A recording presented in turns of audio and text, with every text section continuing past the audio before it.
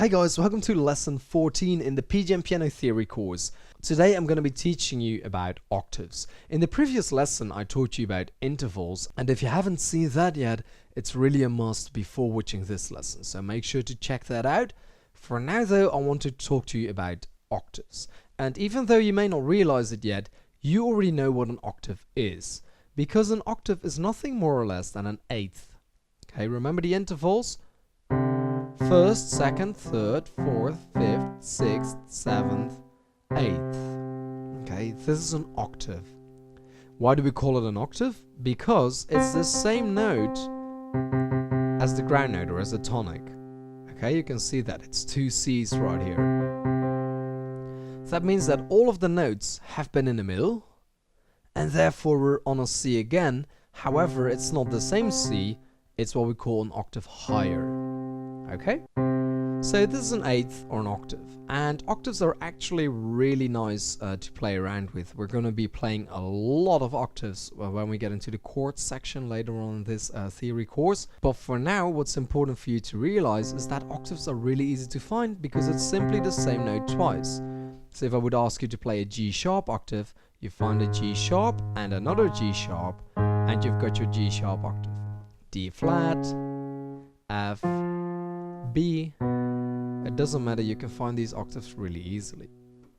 Another thing to realize about octaves is that the distance between the notes, on the white keys at least, is exactly the same. And then on the black keys, as I told you in the very first lesson of this course, it's going to be slightly smaller, about 3 or 4 millimeters, but it's also roughly the same. Therefore, once you learn how to play an octave in, for instance, your left hand, which we're going to be doing a lot in the chords section of this course, you'll be able to simply play octaves all the time just by keeping the distance between your pinky and your thumb exactly the same. So we're going to try that starting on the left hand. Play a C octave right here. Remember, this is the middle C, so play one octave lower. As you now know, this is one octave lower with your pinky.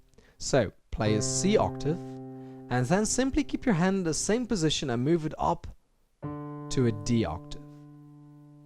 Now to an E octave, F octave, G octave, A octave, B octave, and we finish up on a C octave. Okay? Now if you're having trouble to play this, what I want you to keep in mind is that if you look at my thumb, it's actually placed on the side. So I'm playing with this part of my thumb. I'm not playing with the bottom part. Okay, I'm playing with this side. So I twist my hand, I tilt my hand, and played with the side of the thumb. Same goes for the pinky. I'm not trying to play it like this, but I actually turn my hand and play with the side of my pinky.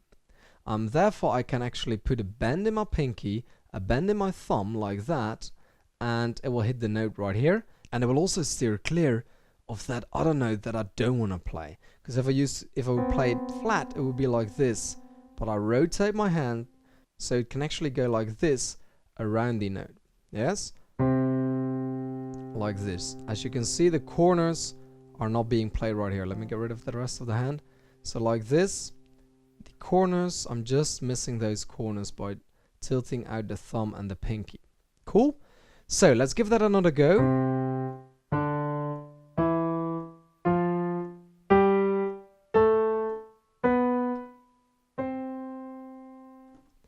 And now, continue on with right.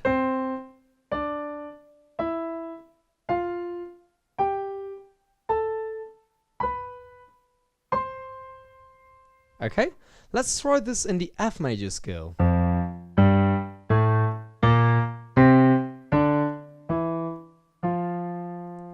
And with right. Like that. It's the G major scale.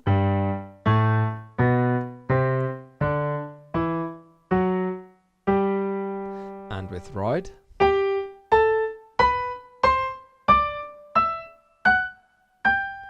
Now, by all means, if you haven't been playing for a long time, don't worry, you don't have to go as fast as I'm doing. Just pause the video and try it a couple of times.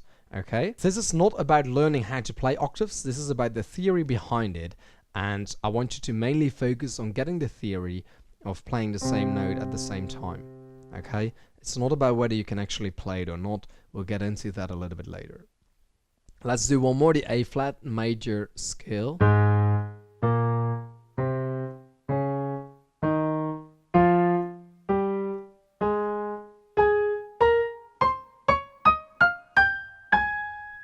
Okay. Now you don't always have to play an octave by playing the notes at the same time. Okay, you can also go like this.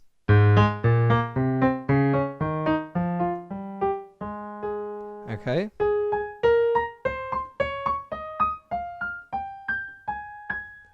Which is obviously a little bit harder. A nice thing to practice, if you want to practice playing octaves, is by playing them at the same time with both hands. So let's do it in a C major scale. And you can go back. Okay. You can also split your hands, so